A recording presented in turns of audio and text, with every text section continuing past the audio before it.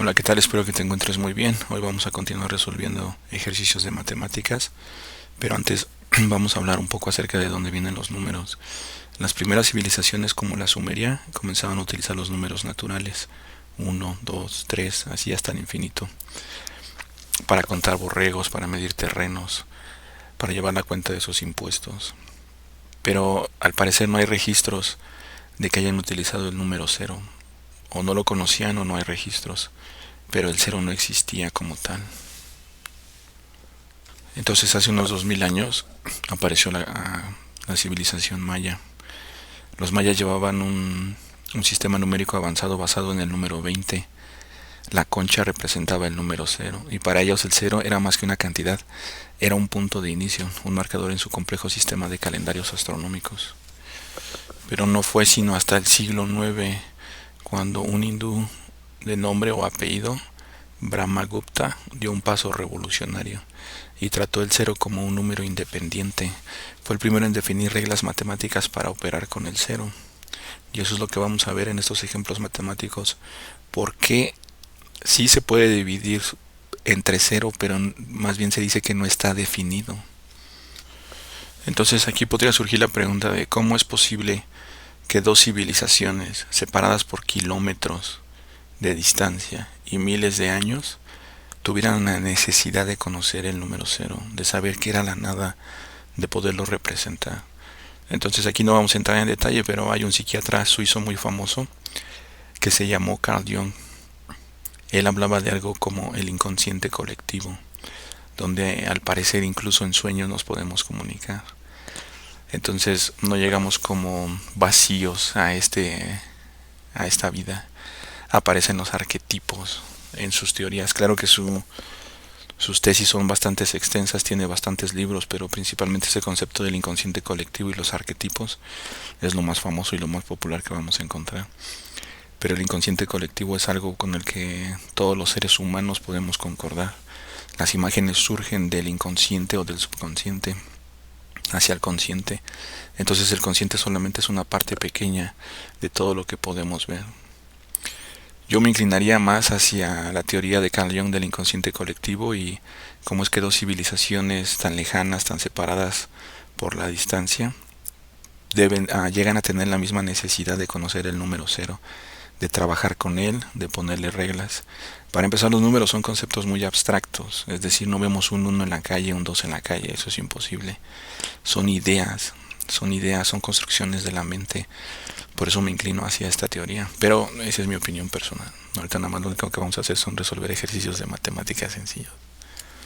Ahora vamos a hacer un pequeño viaje. Estábamos con los sumerios, nos fuimos con los mayas, luego nos fuimos hacia la India y ahora nos vamos a ir hacia el mundo oriental. Quiero hablar de este señor que se llama Al-Khwarizmi. Este es la portada del libro de Baldor. Bueno, pero Al-Khwarizmi escribió un libro que se llama Compendio sobre el cálculo por restauración y reducción, y eso dio origen a la palabra álgebra. Al-Khwarizmi, al parecer también de aquí se deriva la palabra algoritmo, o sea que tuvo bastante influencia.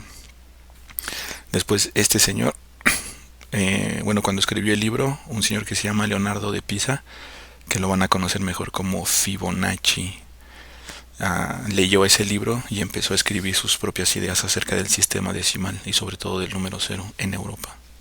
El libro que escribió Fibonacci se llama Liber Abadaci, el libro del ábaco. Introdujo estos conceptos a Europa, revolucionando las matemáticas medievales y sentando las bases para el cálculo moderno. Bueno, este señor Al-Khwarizmi tiene una conexión más esotérica que se puede explorar a través de la alquimia, especialmente en su contexto histórico y filosófico.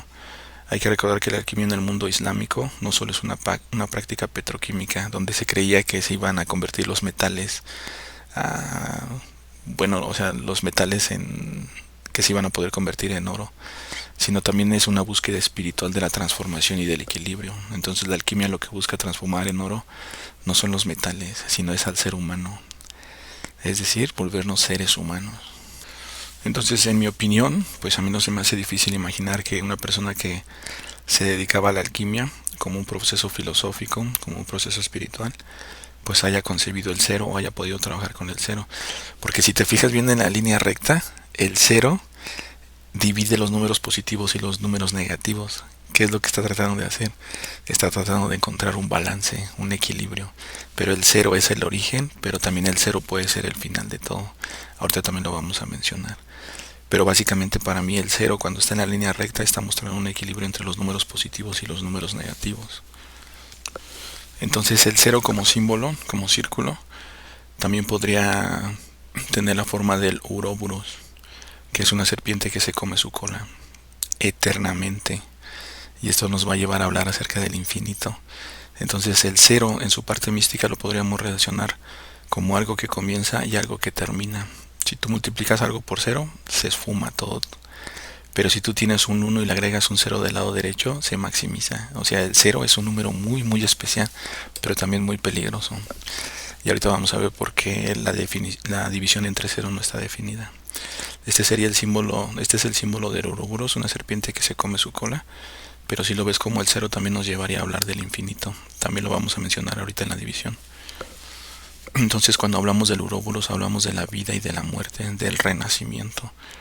Todo lo que tiene un comienzo tiene un final, le dijo la pitonisa a Neo. Todo lo que inicia tiene que terminar. Entonces como todo tiene un inicio y todo tiene un final, qué mejor que mencionar el tarot. En el tarot la carta 0 de los arcanos mayores se llama el loco. Pero es la carta 0. O sea, el tarot ya incluía el 0.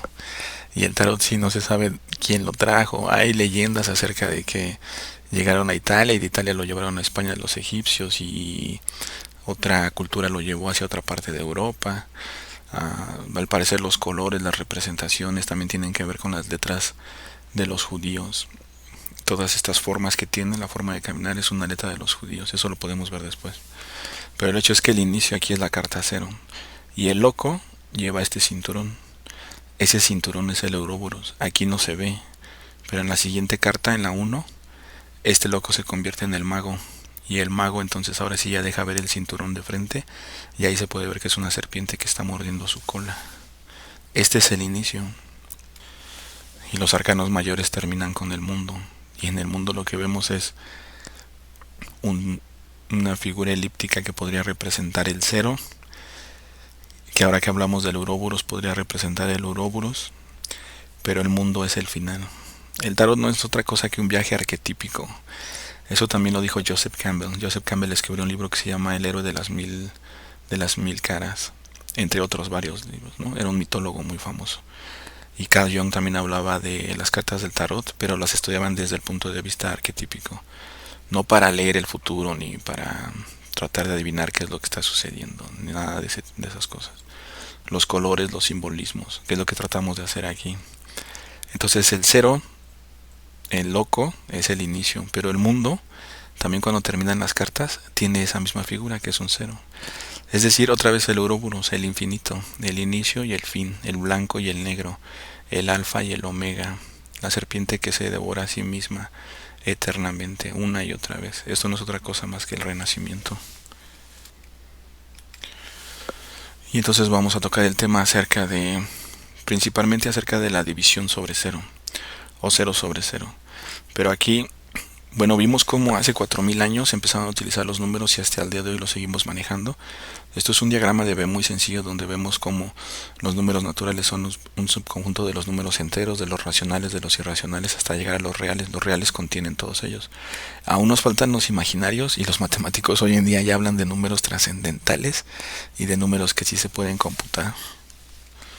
Entonces, para empezar a hablar del 0, primero quiero hablar de la multiplicación. Si nosotros multiplicamos 5 por 6, nos da 30. ¿Qué es lo que estamos haciendo aquí? Y lo definimos en el video anterior. Simplemente la multiplicación es una manera más práctica de sumar. Es como si sumáramos 6 veces 5, 5 más 0 me da 5, el resultado se lo sumo a 5 y me da 10, y así continuamente hasta que llegamos a 30. Entonces la suma siempre está asociada a la multiplicación. La multiplicación es una manera muy práctica de sumar, una manera más elegante. Pero a continuación vamos a hablar acerca de la resta y la división, cómo también están relacionadas. Si yo divido 30 entre 6 me da 5. Lo que estoy haciendo es que el número 30, que es mi numerador, le estoy restando el denominador 5 veces. 30 menos 6, 24. El resultado menos 6, 5 veces. Y por eso mi resultado es el número 5. Entonces nuevamente, la división es una manera más práctica de realizar la resta. Pero aquí es donde vamos a entrar al tema del número cero. Entonces, si yo quiero dividir 30 sobre cero, cuando dimos la explicación de los números racionales dijimos que estos tienen la forma P sobre Q, donde Q siempre tiene que ser diferente de cero, y aquí vamos a tratar de explicar el por qué. ¿Por qué no debes de dividir sobre cero? No es que no se pueda, sí se puede, de hecho aquí lo estoy haciendo. Yo a 30 le quito el denominador que es cero, me da 30. Ese resultado le vuelvo a quitar cero, me da 30. Y así sucesivamente, y esto lo podría escribir hasta el infinito. Pero el infinito recuerda que no es un número, no se puede tratar como un número, es otro concepto abstracto nada más. O sea, es un concepto abstracto, no lo puedes tratar como un número. ¿Qué sucede cuando tratamos de dividir entre cero o tener cero sobre cero? En este gráfico lo que trato de explicar es lo siguiente. Supongamos que tenemos la forma P sobre Q, aquí le puse X sobre Y, pero es la misma forma. Vamos a ver qué pasa en este punto, 0 sobre 0, con esta gráfica. Esta gráfica no es otra cosa que la recta donde Y es igual a X, entonces X sobre Y, como es igual a X, se va a convertir a X, y todo número dividido entre él mismo pues nos va a dar 1. Entonces cualquier punto de esta recta siempre va a ser 1, siempre va a ser 1, hasta que nos topamos con el 0, 0. Yo estoy diciendo que cualquier punto en la recta va a ser 1, pero me encuentro con este punto que es 0, 0. ¿Cómo es posible que 0 sobre 0 sea 1? Pero visualmente lo estoy viendo, la computadora lo dibujó. Bueno, esto tiene un nombre en matemáticas. Se llama singularidad removible. Ahora, con este mismo ejemplo de X sobre Y, vamos a dibujar la recta X igual a menos X. Aquí en esta recta lo que estamos demostrando es que cualquier punto sobre la recta es menos 1. El resultado nos va a dar menos 1. Cualquier combinación que escojas se va a convertir en menos 1. Pero nuevamente nos volvemos a encontrar el punto 0, 0. Entonces esto pues ya es una ambigüedad. Por eso se dice que la división sobre 0 no está definida. Aquí ya vimos que puede ser 1 o puede ser menos 1. Pero vamos a dibujar una recta más ahora sobre el eje de las X, donde la función es Y es igual a 0. Aquí, bueno, aquí no vamos a hacer una explicación muy precisa, pero básicamente si vienes del lado izquierdo puedes llegar al infinito positivo, o si vienes del lado derecho puedes llegar al infinito negativo. Pero aquí lo que estamos haciendo es que como Y se convirtió en 0, estamos teniendo una división sobre 0, y la división sobre 0 nos va a dar infinito, ya sea un infinito positivo o un infinito negativo. Y el otro ejemplo que podemos ver es sobre el eje de las Y. Ahora esta vez la recta es X igual a 0.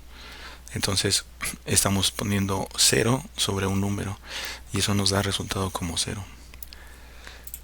Pero ¿por qué estamos haciendo esto? ¿O qué tratamos de demostrar? Tratamos de demostrar por qué es tan peligroso el número 0. Porque como los números son conceptos abstractos, podríamos llegar a ideas muy locas. Para empezar demostramos que la ecuación X sobre Y, cuando Y se convierte en X, nos da 1. Aquí nosotros, por nuestra necesidad o porque vimos la recta o porque tuvimos que encontrar una solución, podríamos decir que demostramos que esto es igual a 1, pero ya vimos que el punto 0 sobre 0, pues no, nunca va a ser igual a 1. Sin embargo, si cambiamos el signo, ahora se vuelve menos 1. Si dividimos entre 0, entonces nos lleva al más o menos infinito. Y si el 0 está dividiendo otro número, entonces nos da como resultado 0. Aquí adoptó 4 formas diferentes al intentar dividir sobre 0 o volverlo 0 sobre 0.